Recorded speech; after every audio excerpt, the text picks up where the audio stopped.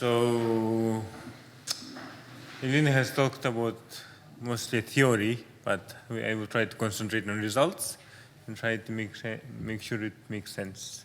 So here's a disclaimer. So what's the main objective of this talk is to demonstrate the use of landmark analysis in actuarial research. And particularly, we are interested in survival benefits of statin prescription. Statins have been prescribed for cardiac prevention. Clinical trials have demonstrated there was a survival benefits of statin prescription. However, the threshold at which it has to be prescribed is still a question, and it is controversial due to different studies. Little is known about the long-term effect, so it is quite interesting to see what's the long-term effect of statin prescription. So for this case study, we have used a thin database. So I will talk a little bit about our data. So our data consists of 11 million patients, from which 3.7 of them are active. So we have 562 general practices, which constitutes for 6.2% of UK population. So we have different sorts of data: diagnosis, prescription, consultation, postcode, demographics, deprivation, and so on. So we have different sorts of information. So for this study, we have used 110,000 patients who turned 60 between 1990 and 2000. And we tried to follow them up until 2017, I think. And when they were at 60, these patients, none of them had a statin prescription before 60 years old or any cardiovascular disease. So this is the data set. So just to mention that, so we have selected everyone with no cardiovascular disease, with no statins before 60, right? So important part of this is statin is prescribed for cardiovascular disease, and when it's prescribed, it's due to this calculator, QRIS calculator. You can have a look at this snapshot of this QRIS calculator.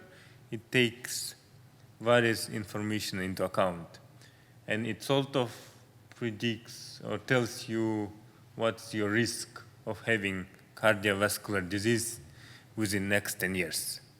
So this risk is measured in percentage. So yeah, there is like smoking status, your deprivation. The deprivation is calculated from postcode, sex, ethnicity, various conditions, and even systolic blood pressure, and cholesterol level, and BMI.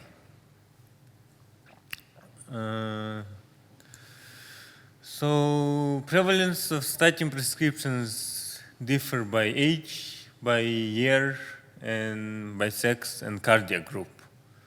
In this plot, you can see that we have 5 different age cohorts and 3 different cardiac risk groups. So the top ones are the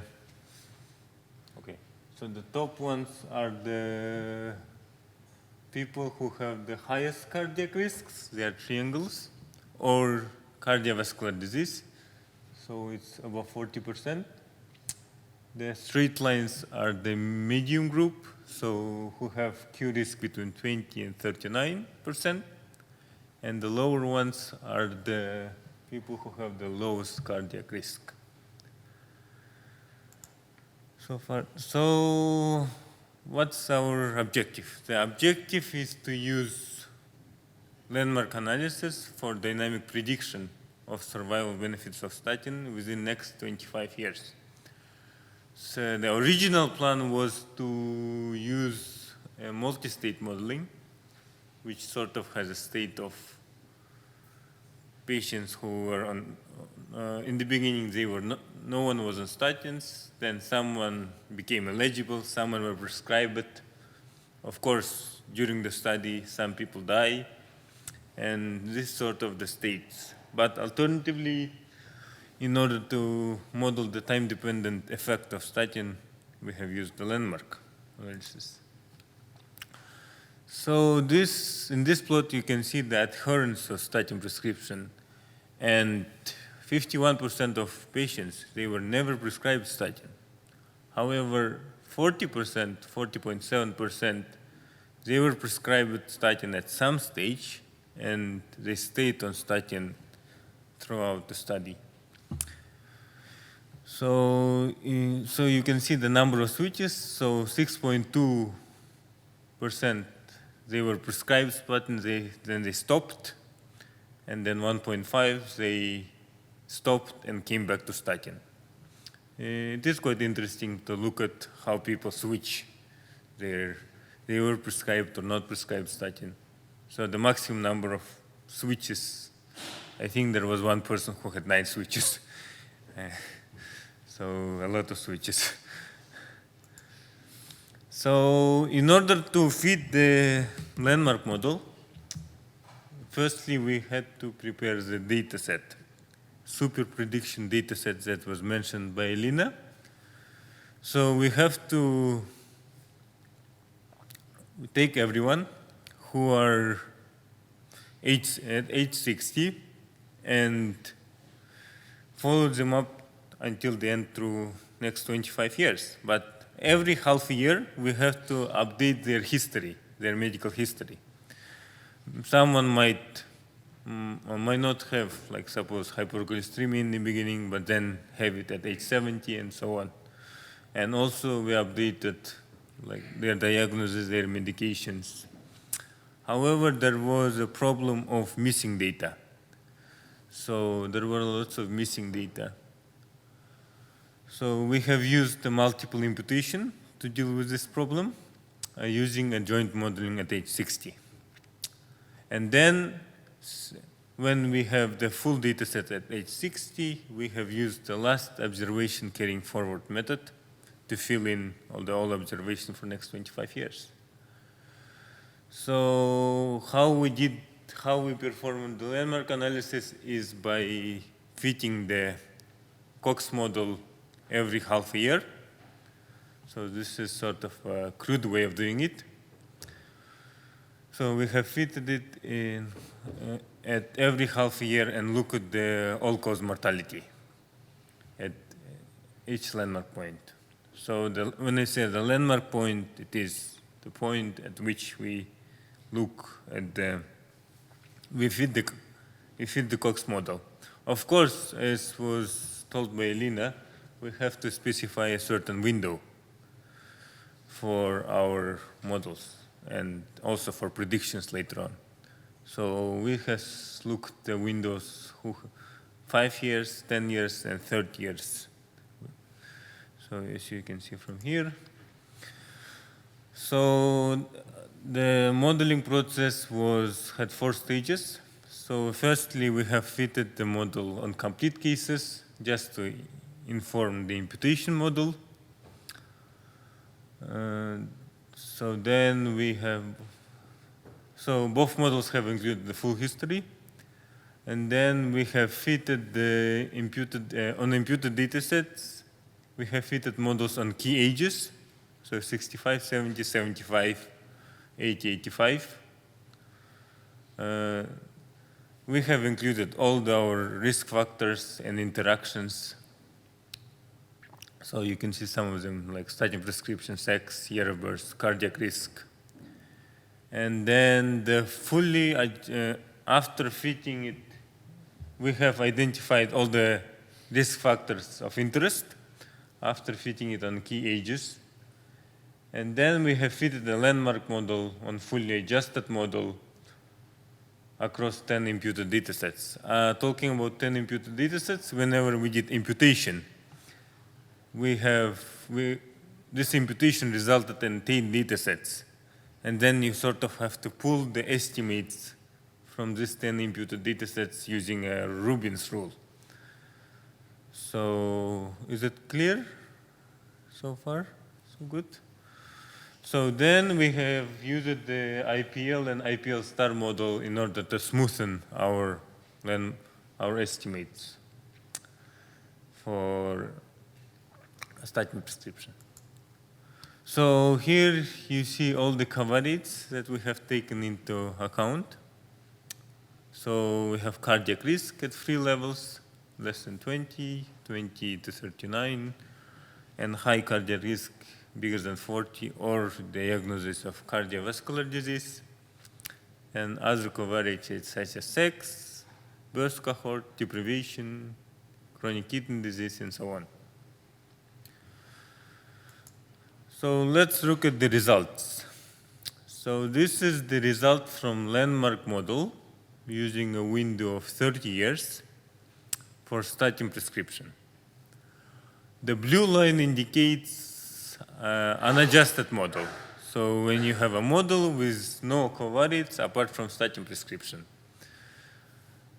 The black and red line indicates the result from the fully adjusted model when you have taken into account all the covariates, and it shows you the hazard ratios for 2 birth cohorts. From this plot, we see that the hazard ratio for younger population is lower than for older population. So younger people seem to benefit from statin prescription more than older population.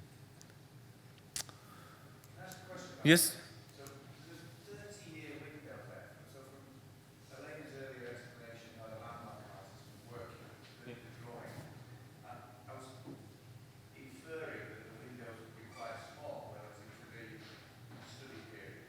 So that, in this it was starting in 1990, into recently. So what does 30 years window in there mean? Effectively there's no landmarking going on. Why not? I mean, in every landmark, you still fit the Cox regression point until the end.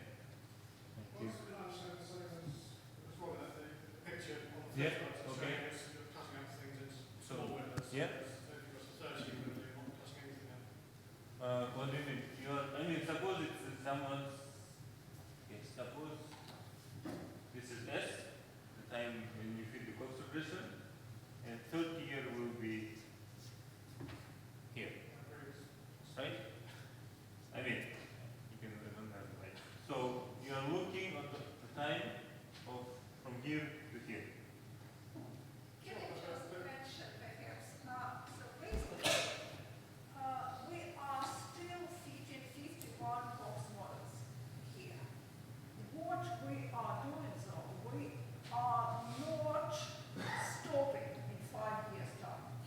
We are stopping at 30 years. But in fact, as Elias mentioned, we have done 3 analyses for 5 years window, for 10 and for 30. I'm very happy to say that the results didn't vary very much. And therefore, here we are showing the results where we just don't restrict the end of the study.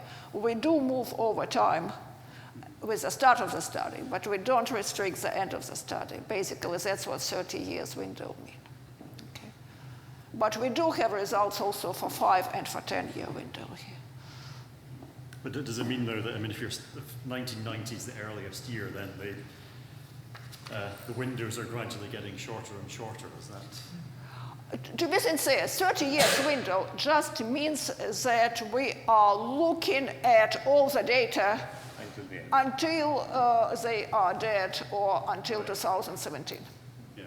Okay.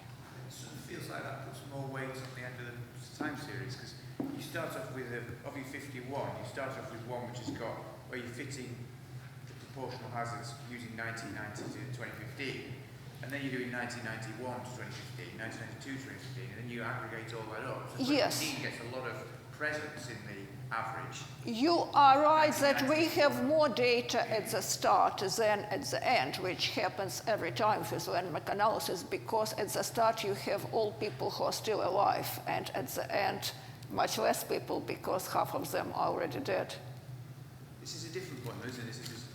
I can see that that effect would exist, but this is kind of how much weight the relationship in 1990 has. So it only appears in the first of your landmark analysis, doesn't it? And then your second one, when your windows roll, is ignoring 1990, Yes. 1991 to 2000, Yes. etc., etc. So 2015's experience is present in every one. 1990 is present in only the first one. Just, it's an observation. I mean, what it does. Yes, this is correct, but this is not true if we look at 5-year window, yeah? Because there we would have, yes, but as I say, for this particular analysis, because statins do have proportional, more or less, hazards, the results don't differ, Right. or practically don't differ, yeah. But I agree that in other studies, results for 5-year window or even 1-year window will differ from results for not limited window very much. It's not the case here. So what's the advantage of using 30 years rather than 5? Just that it was our first analysis, and then I said, come on, let's now look at 5-year window. Okay. And interesting, you're saying for statins, it isn't very variable in time. Yeah. Because that's what it's showing us, isn't it? The fact that the black line is not horizontal. Sorry, whichever, you know. This line here is on age, yes. And actually, what you can see here is that hazards is diminishing with time. So this seems to indicate that statins are more beneficial at older ages. Yeah. So it's kind of, it is contradicting the other analysis. It does contradict other analysis, but to be sincere, other analysis didn't even have enough data. The best analysis we have so far on statins is the meta-analysis by statin collaborations. The official name is somewhat different. I forgot what it is. But basically, they pulled together recently all individual patients' data from about 20 different big clinical trials. And that is quite big individual patients meta-analysis. Even there, because the data comes from RCTs, they didn't have enough patients of age 70 plus to come up with significant answer for a question of whether statins are beneficial for older patients. So this is the first time we see that the statins are not only beneficial for older patients, but they may be more beneficial at older ages. So that brings quite possible high impact to prescription policy, for instance. I think it would be useful to understand the differences between this analysis and the one you presented earlier. Am I right? Because obviously the one you presented earlier, we extended it to say, okay, here's an ONS curve, here are the proportions, maybe there's a 0.7 of a year still to go if everybody was on statins, you know, putting it in a population improvements. Yes. Population improvements. And as I said at the end of my previous talk, is that we are hoping to do that, but it's not done yet. For this? Yes. I see. For this, yeah. And then there were some other differences. So I think, is this one better because it's controlling for all those other covariates? BMI, I think, was in there. I think it is better because it's controlling for change in covariates over time, yes. But the same sort of, the same list of covariates were in the More or earlier less, one, yeah. More or less, yeah. And the other one had some older cohorts in, didn't it? So this seemed to be age 60. Yes, but we are following them. The design is different. What we had previously was 4 cohorts of people, 60, 65, 70, and 75. Yes or no statin prescription by that age, followed over time. What we have here is people at 60, by 60, practically no one has statins, apart from people who had heart attack before 60. Okay? And we are following them up on the way they are getting statins prescription, half of them, half doesn't, and so on. And of course, they also keep aging and developing various morbidities and so on. So they are different analyses. I think we need to Okay. carry on the Q&A. Sorry, yeah. Thanks. So let's carry on this. So why do so from here we see that the younger population, they benefit more from statin prescription than the older population. So why does this actually happen? We try to explain it. So it's quite important that there are different types of statin prescription: atorvastatin, servastatin, and servastatins were introduced in 2001, and then simvastatins were changed to atorvastatin in 2014. But in 2014, our patients were quite old.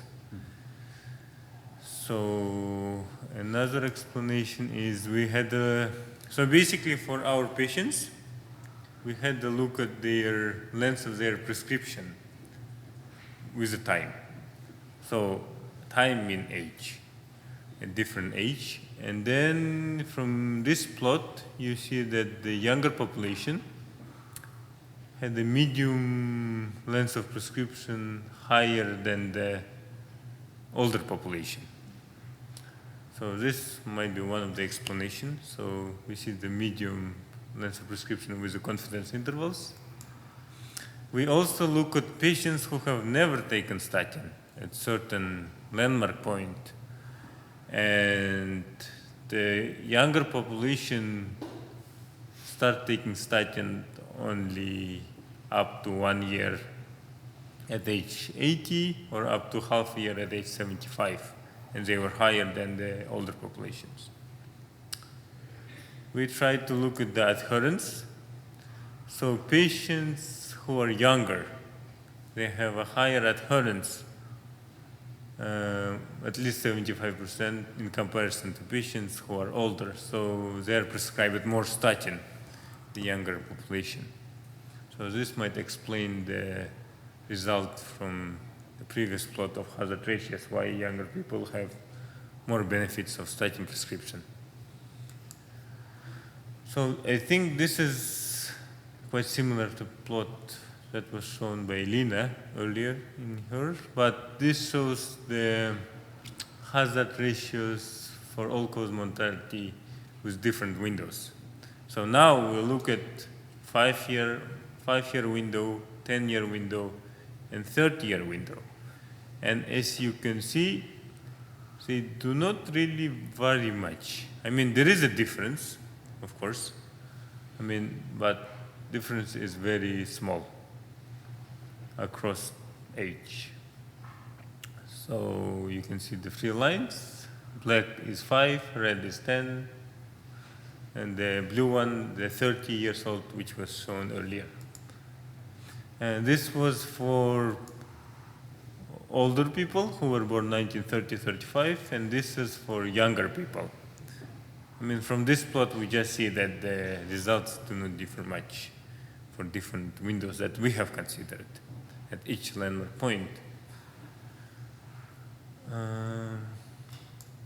So how does this all translate to probabilities? This is a good question. So Elena has shown in the end of her talk how we can estimate the probability of death at certain landmark point given window. So in this plot, you see 6 different lines for probability of death for different cardiac risk groups with and without statin. And if you compare each solid line to each dashed line with respect to color, people on statin have less, the probability of death is smaller than people without statin. So I think this is the good translation.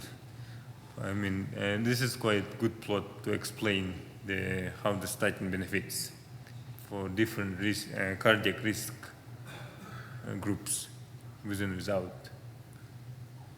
So far, so good. So we have also looked at.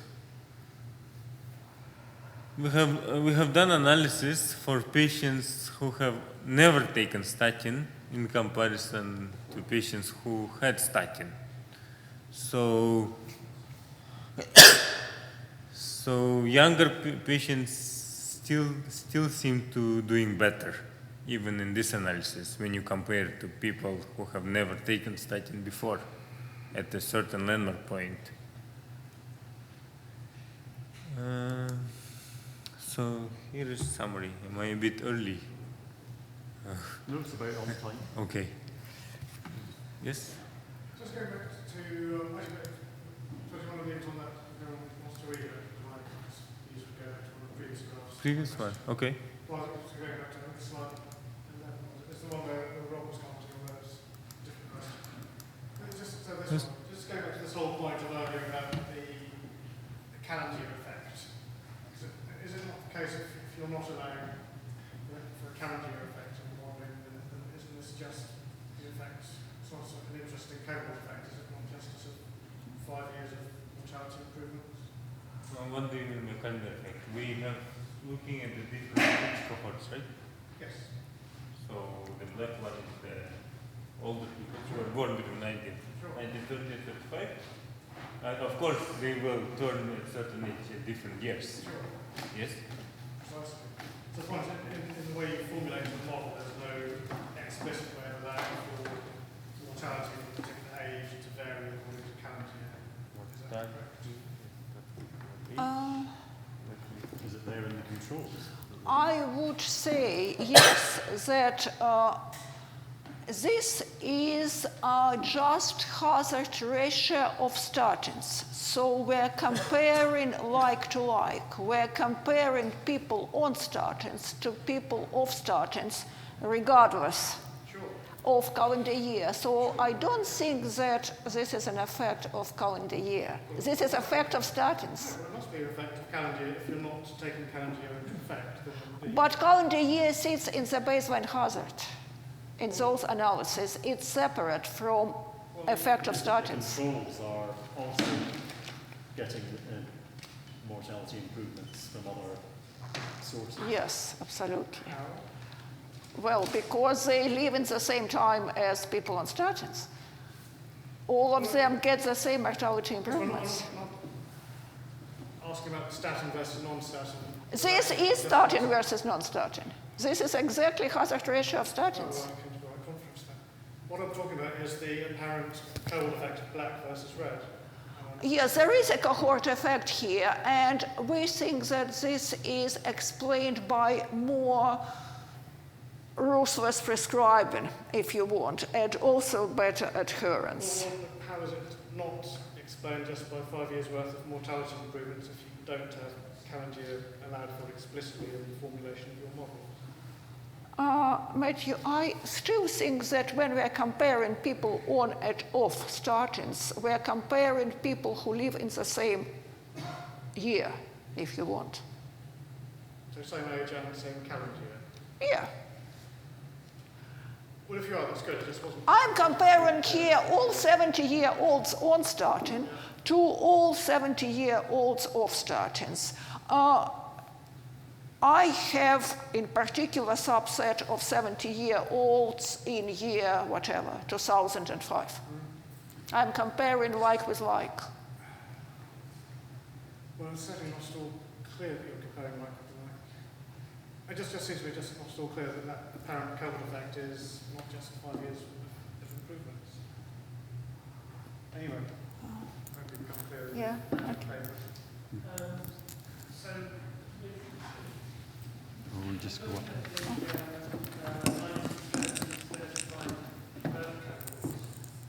they're under 75, then their risk is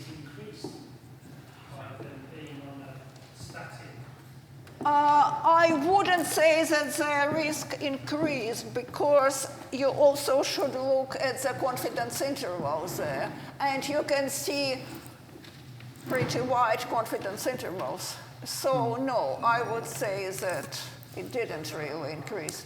Yeah, so the blue line on the left is the hazard ratio at 60 is 1.3, or 61 is about 1.3. If you start from the start, hazard ratio at 60, I wouldn't worry about at all, because at age 60 we have very, very few people on statins.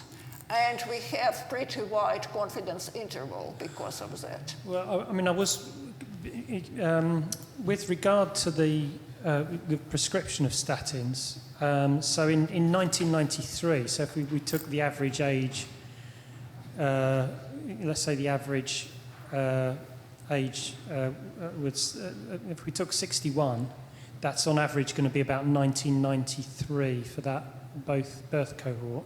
And in 1993, there was no evidence really that statins did any good. But at the end of 1994, there was gold-plated evidence that statins did good. So this, I wonder whether this just reflects a declining threshold in the prescribing, so that in the first birth cohort, around 61, only the highest risk people would be getting a statin, but 5 years later it would be routine, so presumably being used in lower risk groups. So I'm just wondering whether essentially that birth cohort is hiding some latent variables sitting behind this that are real markers for risk. Yes, you may be right about this. As I said, yes, I did mention more aggressive prescribing, which is kind of, what you're talking about. Yes, I think that may well be the case. I also think that because that black cohort is already too late and almost gone, we should actually concentrate more on the younger birth cohort, because this is more or less contemporary prescribing policies and that kind of thing. Yes.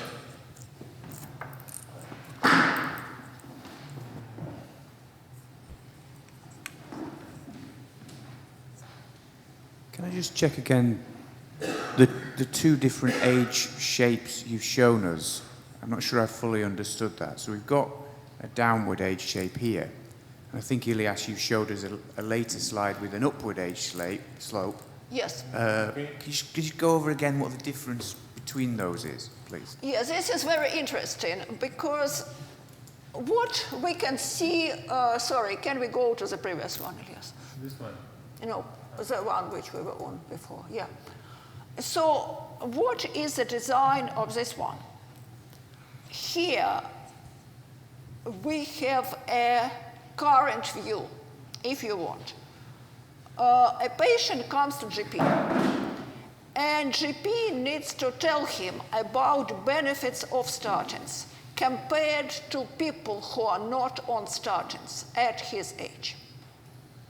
This is those benefits. But in the future, quite a few of the people who are not currently on statins may take up statins. So this view is the current view. And this view tells us that the older you are, the better it is to get a statin prescription. Okay? If you now go to another plot, can you get to that one? That was our sensitivity analysis. We compared people who got statins to people who never got statins. And here, yes, you can see that actually there is opposite direction to this trend. So in fact, older people may get less benefits, even though they do have some benefits of statins than the young people. And this is kind of a backward view. If we were God and we knew who will and who won't ever get statins, that would be our view. So we could incorporate this view when we look backwards. For instance, how much statins affected life expectancy 5 or 10 years ago. But we don't know this looking forward. because we have no way to distinguish between people who will and who won't get statins. So they are kind of different analysis. And the first one is more relevant, I think, because that's all information we know today. Today, this person is not on statins. What will happen if they get on statins? Okay, thank you. So just to understand how the transitions between not on statins to being on statins are taken account of. So is it not the case in setting up the data set that, you know, an individual who is 60 at baseline has no statins, but they will be in the no statins group until age 61 when they start taking statins, and then they go into the statins group? But they will be off statins group. If they stop at age 65 taking statins, they will go back to the group without statins. We are taking only current, at each point of time, only current prescription into account. We did try to take into account length of previous prescription, and we didn't see any effect. Maybe because we didn't do it well, but we tried to get the effect of the length of prior prescription. We didn't find it. So if, following that up, I mean, is the scale on the y-axis here a bit different from the, because I think these curves, are they lower than the previous? I think this is, the hazard ratios, and the other one was a log hazard ratio. Let me see. Is it different? That's it, yeah. No, this is the hazard ratio as well. Yeah, but if you're looking at this one, then the numbers are, if you were to take logs, then that would be minus. No, this is correct. No, this is hazard. Yeah, this is as well hazard ratio. This is correct, but our comparator group changed. But well, the point here is that you're observing a group of people who are not taking statins at a particular point and comparing them with people who are, and then that group that are not on statins, over time, some of those will. Yes, in this future, analysis it will. And that's partly how to link this to that other plot, that the... Yes, if you compare it to people who never will get statins, of course our hazard ratio will be more impressive here, because the benefits of statins will be higher if you compare to people who will never take statins. Yeah. So I think there is a link. There is a link, yes, you're right, yes. And why it sort of perhaps goes up to the other chart, that goes up, but it's because there's more time for people in this group, in the group that has the baseline. Some of those will be shifting into the group with statins.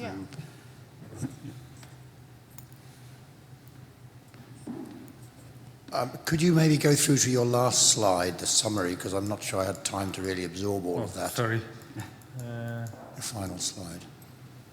Yeah, so this is what I was trying to say, is the current knowledge landmark analysis as opposed to backward-looking analysis.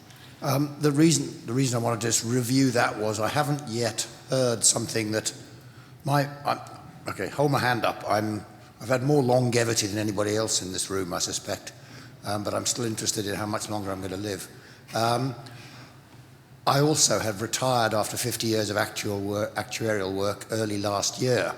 But in August last year, there was an article about the statins in the Actuary magazine that got me excited, and that's why I'm here today. Which I suspect was written by me. Yes. Well, I suspect so, certainly. Now, in that article, there was some summary figures towards the end of the article that really jumped out at me. And they were to the effect that the statin taking of a certain proportion of the population had contributed very significant percentages of all the mortality improvements that had happened in the 25 years or so up to 2010. I haven't seen those sort of statements made here. Is that still your estimate? It was figures between 50 and 75% of all the improvements, varying by age and gender, was attributed just to the taking of statins. To be sincere, I think that my current view is that maybe that impact was somewhat overestimated, even though it was still large, because we kind of developed our methodology further. So I think that our current estimation is better than the previous one. But yes, for example, you see in my one of my previous talks, we were talking that even if people who are not taking statins but eligible for statins would start taking them now, it still would increase life expectancy of 70-year-old women almost by a year. So there is still quite a lot of effects due to statins. Yes, well, there's two aspects to that. There's one is how do we explain the history that up until now has been a mishmash of a lot of lifestyle factors and or, work style, leisure style, and so on. The future is another matter, how much better things could get, but I'm just really curious as to how much of the huge improvement in mortality that actuaries failed to keep up with for a long time in the world of pensions, etc., how much of that is explained by statins? Sorry, I haven't recalculated it. I suspect it will be a little bit lower than I thought in that article. A little bit or a lot? I don't know. I haven't checked. Okay, well, come back to me when you know what the answer is there. Okay, because yes, and that to email, me I is will. that to me is the headline story as to really how important this is. How much does this explain of the past? The second story is how much we could help the health of the population by publicizing the fact that everybody should take statins. At your question of your own longevity, Elias should have that program so you can try and see how much statins can add to your life expectancy. Okay, honesty, I already do take them because I'm in a low risk. I have a close friend who happens to be not giving away confidentiality, but anyway, he's a former president of the Royal Society of Physicians. He takes statins because he thought they were a good thing to take, but he's not in a risk group. To be sincere, I also started after doing all this. I guess this question relates more to the previous segment and more of a methodological thing than particularly relating to the statin results. But I guess the question is, of all the varying different model types and finishing with the sort of landmark and the ILP asterisk and so on and so forth.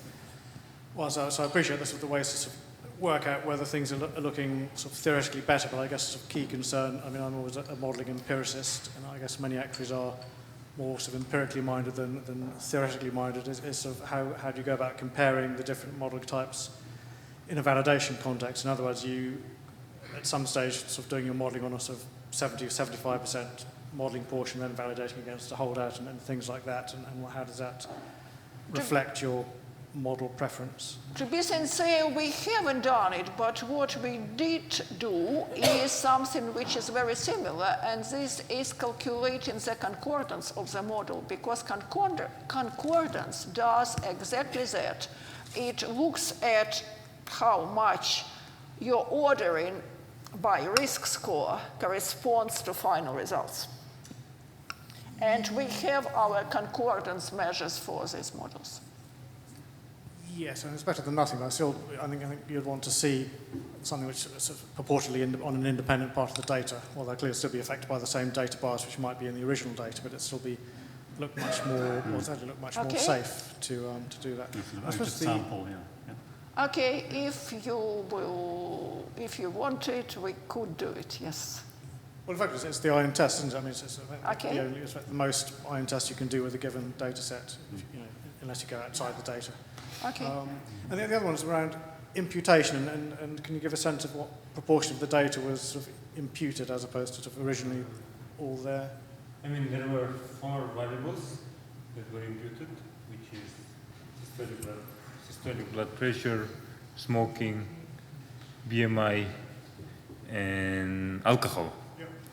So it depends. I mean, it depends which variable you look at. I mean, there was different percentage of missing for each variable.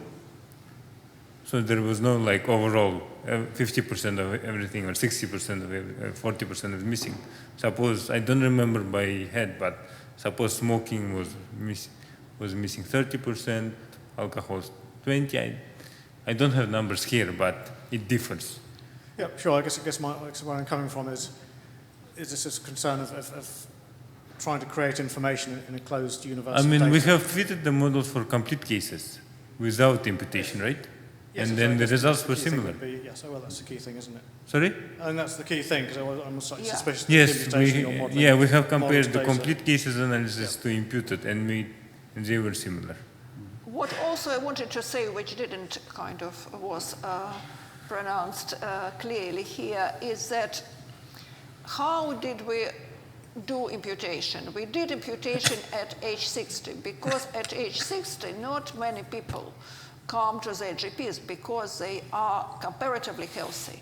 But the older people are, the sicker they are, the more they come to the GPs, and those missing values get filled. So we only carried observations forward until we got actual observation. And by 75, we would have practically no missing values because people would attend their GPs. Going back to your earlier presentation, Elena, that you mentioned the frailty model, and that was in particular, I think, being used for the GP practices. So can you say anything there about how variable the practices are? Well, in general, practices are very variable. I mean, practice, to my mind, has almost the same effect as, say, smoking on your longevity. So yes, choose your GP practice carefully. Wow. And is that even after taking account of the deprivation score, or is that? Independently, yeah. Yeah.